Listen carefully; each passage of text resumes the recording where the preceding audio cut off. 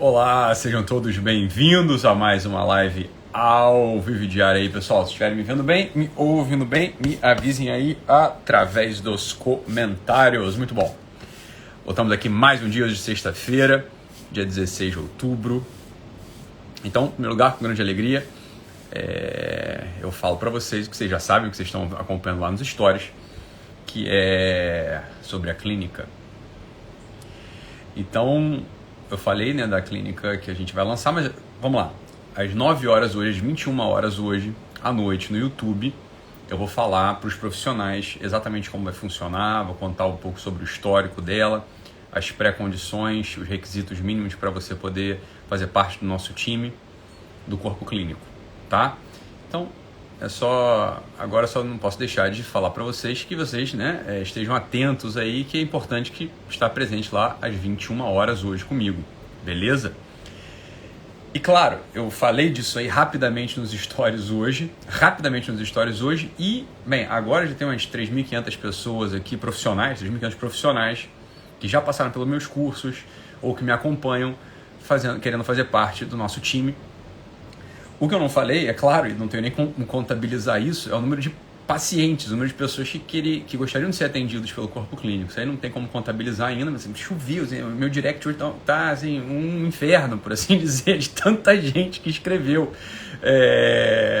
já com uma esperança, né? Com esperança por quê? Porque valoriza, porque entende o que a gente está fazendo aqui, e claro, quer ser atendido por um corpo clínico que tenha mais ou menos os mesmos valores, os mesmos princípios, uma certa coerência no modo de atender. Então, vai ser uma clínica multidisciplinar, como eu falei. Vai ter psicólogos, psiquiatras, nutricionistas, pessoal da consultoria de imagem e estilo, educadores físicos, né? Para a gente poder dar toda a atenção do modo, né, mais eficaz e amplo possível. É uma grande alegria, né? Uma grande alegria, mas eu não vou falar disso agora não. Agora, o assunto da nossa live diária, hoje, como eu tinha anunciado, é o assunto das máscaras, né? É o assunto das máscaras, o assunto da hipocrisia. E vai ser uma live bem curta, né? Bastante curta, tá? Hoje, porque é um assunto desses que a gente não pode ficar dando muitas voltas, senão, né, a coisa vai se estende.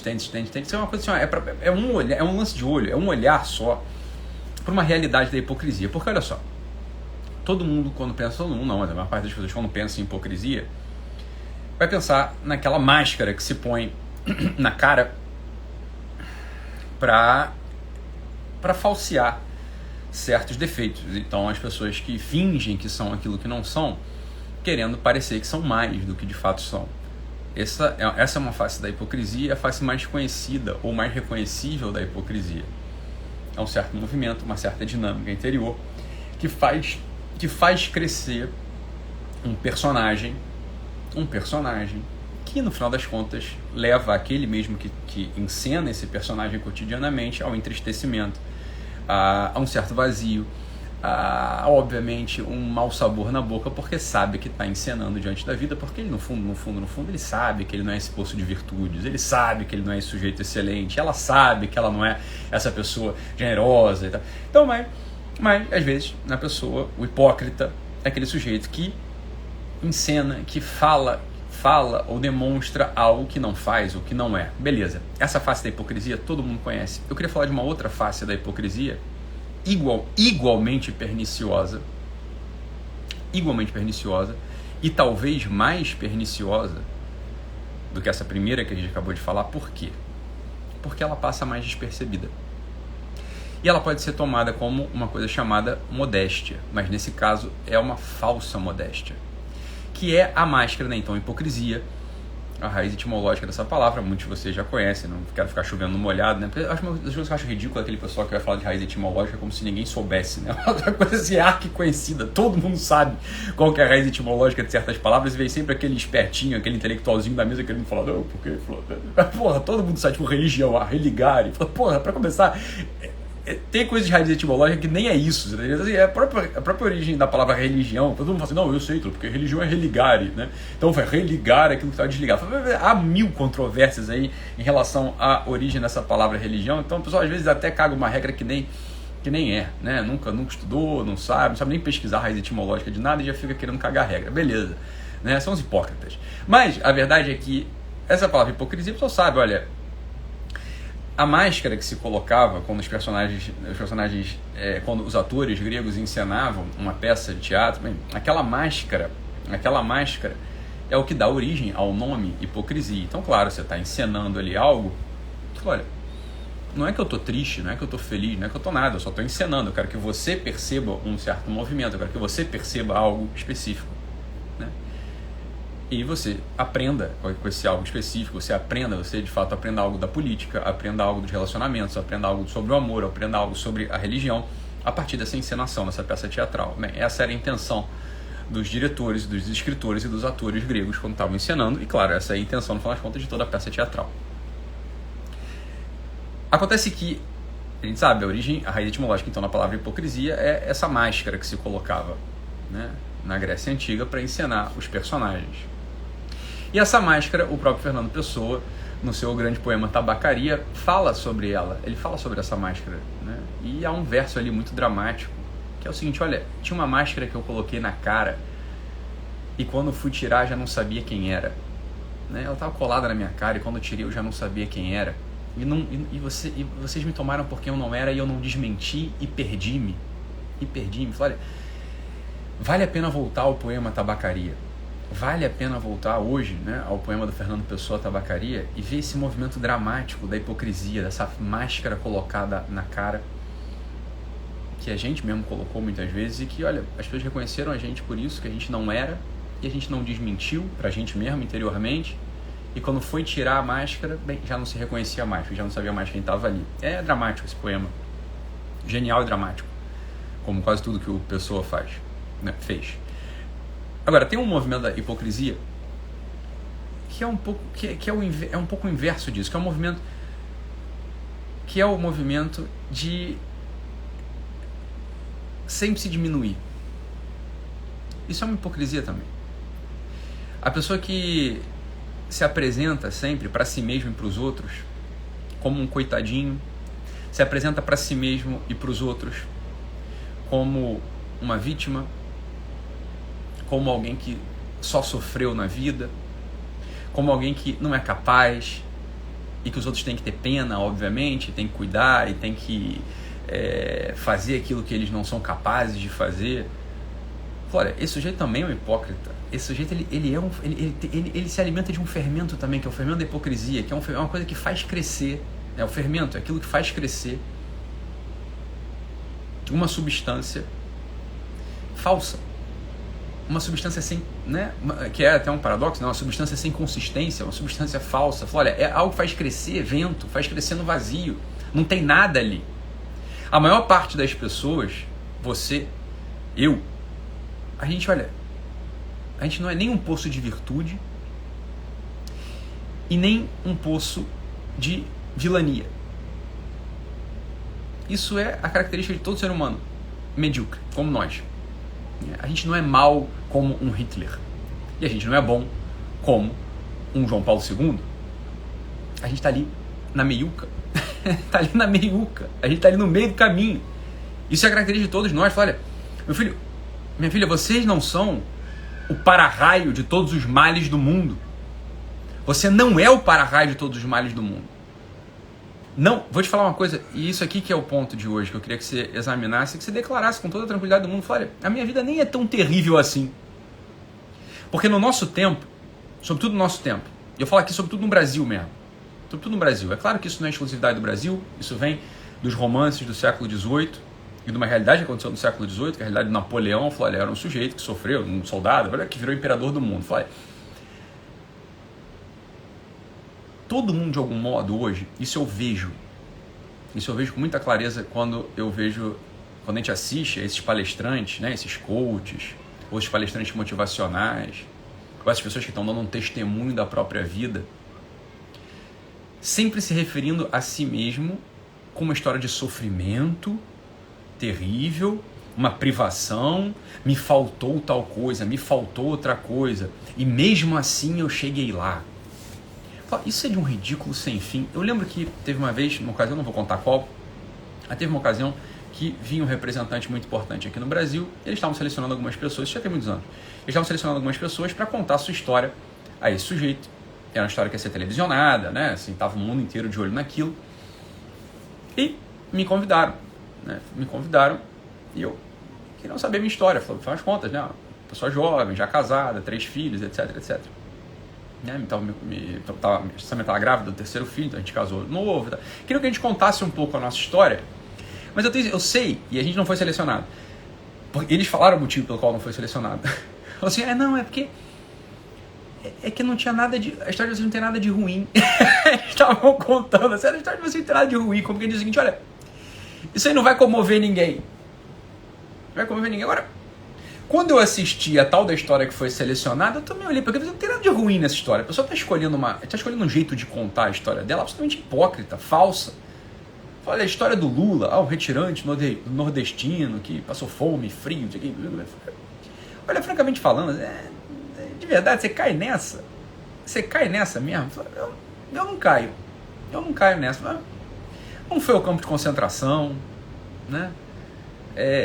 Não perdeu nenhum membro, nenhum braço, perdeu um dedo lá porque ele que operou mal aquela máquina, isso ele já estava em São Paulo, né? Então, eu tô falando do Lula aqui, coitado do Lula, enfim, não é pra falar mal dele, mas é o seguinte, é porque ele é o grande modelo, ele é o grande modelo do storytelling, né? Assim, aquela história daquele sujeito, retirando nordestino, um coitadinho, não sei o que, passou fome, frio, veio no lombo de um jegue, não sei o que, e depois chegou a ser presidente da República. Eu falei, toda a história precisa ser contada assim mesmo, isso é uma hipocrisia sem fim, você tá entendendo? Sabe por que é hipocrisia? Porque você tá colocando uma máscara na tua cara para os outros terem pena de você.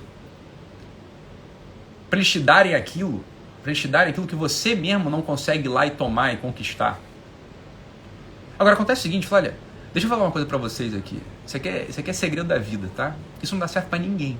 Isso dá certo pra um sujeito que é posto como modelo pra ferrar a vida de todos os outros. Sabe por quê? Porque everybody loves a winner. Todo mundo gosta de um vencedor, meu filho. Ninguém gosta de um sujeito derrotado.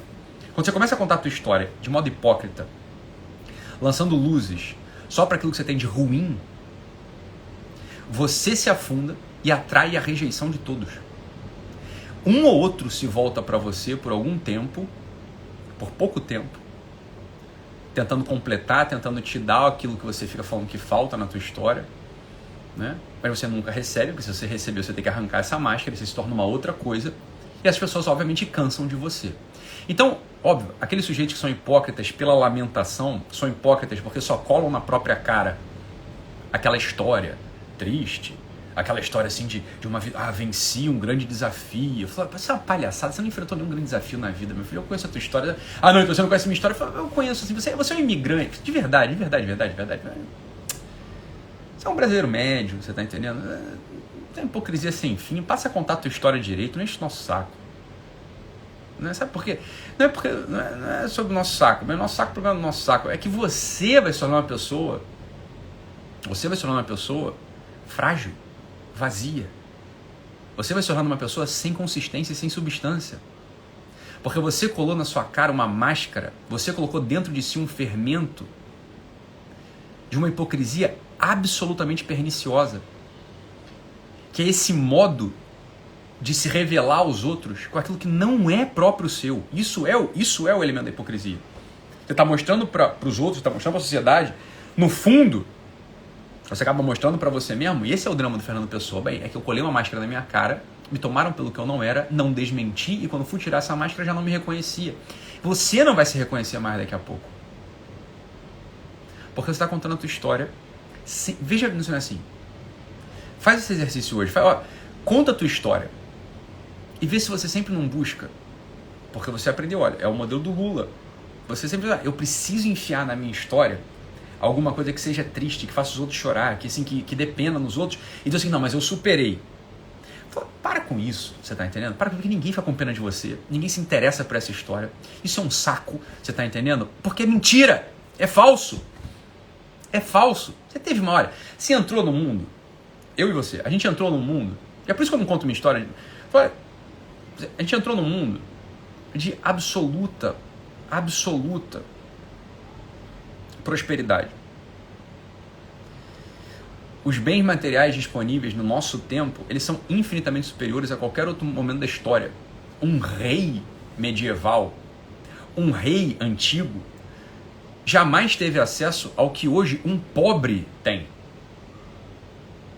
Ao que um pobre tem. Olha, um pobre tem anestesia, tem Bolsa Família, tem casa, tem televisão, tem água encanada, tem SUS. Olha, então o SUS é horroroso. Eu sei, meu filho, mas eu não estou comparando. Eu estou comparando um momento histórico. Comparei este momento histórico com outro momento histórico. É com isso que eu estou comparando. Não deixe sua mente travar por uma ideia que você tem muito radicada aí dentro. Compare esse momento histórico com outro momento histórico e pensa o seguinte, olha, imagina só, o rei Luís XV, rei Luís XIV, imperador do mundo, rei Sol, né? Ele não tinha acesso à anestesia, à manteiga, ele não tinha acesso à roupa de algodão, ele não era uma bosta, você tá entendendo? Água encanada, água quente. Não tinha. Então um pobre hoje tem. Então, em primeiro lugar, a tua história ela é falsamente contada se você contar pelo lado da carência. Por que ela é falsamente contada? Porque é falso isso. É porque é falso. É rigorosamente falso. Ah, eu não tive acesso. Como você não teve acesso? Compara com o momento da história. Está tudo absolutamente disponível hoje. Agora, vai contando a tua história assim. Coloca esse fermento da hipocrisia na tua história para ver se você não se torna esse coitado, que é o que você é hoje. Esse coitado que tem pena, eu estou muito fraco. Ítalo, eu não conquisto nada. Ítalo, você não sabe por que é assim? Porque é assim que você conta a tua história. Você conta a tua história com uma hipocrisia perniciosa, negativa, desde sempre, porque é isso que você entende que é o que se valoriza. O que se valoriza é a história do Lula. Mesmo você que não votou no Lula, não estou falando de voto, não, esquece voto, esquece a eleição, estou falando de política aqui, estou falando do modelo do tipo humano. O Lula é um tipo humano, tá? Você aprendeu que assim se conta uma história. Olha para esses performances de palco hoje em dia, para esses palestrantes motivacionais. Faz uma pesquisa no YouTube, vê se todos eles não falam assim da própria história, da própria vida. Sempre começa com um negócio triste, pequeno, que ele precisou superar. Aquilo ali é de uma artificialidade, é de uma palhaçada. Sem fim. Sem fim.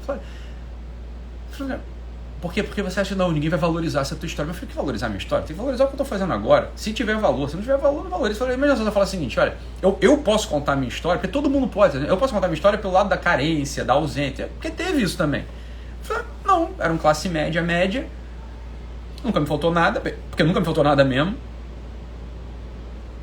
Ítalo, pra mim faltou. Não, meu filho, você não tá entendendo. É que eu também posso achar as coisas que me faltaram. Porque houve coisas que me faltaram, porque essa é a natureza da vida. A natureza da vida humana olha, faltam coisas. Vai faltar o amor daquela menina que não te retribuiu, vai faltar um carinho da tua mãe, um olhar da tua mãe num certo momento, vai faltar um dinheiro pra você comprar sei lá o que você queria, vai faltar um colégio melhor do que você teve, vai faltar um curso de inglês porque teu pai estava endividado. Falou, beleza, isso tudo falta mesmo. Pra uma parte das pessoas isso tudo falta. Isso sempre vai faltar. Mas daí? Você tem que porra, você tá brincando, você vai contar tudo isso? Isso é hipocrisia sem fim. A verdade é que te sobrou um monte de coisa. Você recebeu um monte de coisa que você nem sequer pôde aproveitar. Então, porra, se você tivesse recebido essa outra coisa, você também não ia aproveitar, meu filho. Tanta coisa que você recebeu que você deixou cair pelo ralo, você desprezou, você não olhou, você, deixou pra lá. Pô, isso aí é mais certo do que você ficar se colocando como um coitado. Uma história de alguém que teve as maiores carências da vida. Isso é uma hipocrisia sem fim, esse é um fermento que você tem que tirar dessa massa aí chamada tua vida. Isso aí faz crescer algo absolutamente destrutivo, paralisante, e é um modo que eu francamente não recomendo você contar a tua história.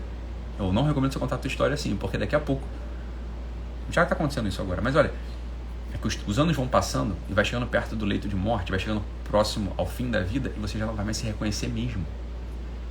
Vai se reconhecer mesmo. Experimenta contar a tua história hoje pelo lado das coisas que você de fato aconteceram, e não para aquilo que faltou, para aquilo que você não tinha. Você vai ver a força que você ganha, e não é uma força falsa, como a força que você pretende quando conta uma história feita a história do Lula. Você tá querendo que eu fale? Eu não é isso. Recentemente eu vi que suspenderam o título de doutor honoris causa do Lula. Eu falei, mas é claro. É que para ser doutor, você precisa, né? Doutor com doutorado, você precisa de umas certas qualidades intelectuais e acadêmicas. E é evidente que num certo momento da história, como acabou de acontecer, pode haver uma anomalia. Que bem, você vai falar que o sujeito é doutor mesmo o sujeito sendo assim, um semi-analfabeto. Ah, não, mas é um doutor por outros motivos. Então, por outros motivos. O que você está dizendo? É que falta tanta coisa nele que alguém tem que vir preencher com aquilo que ele de fato não tem. Claro que não tem.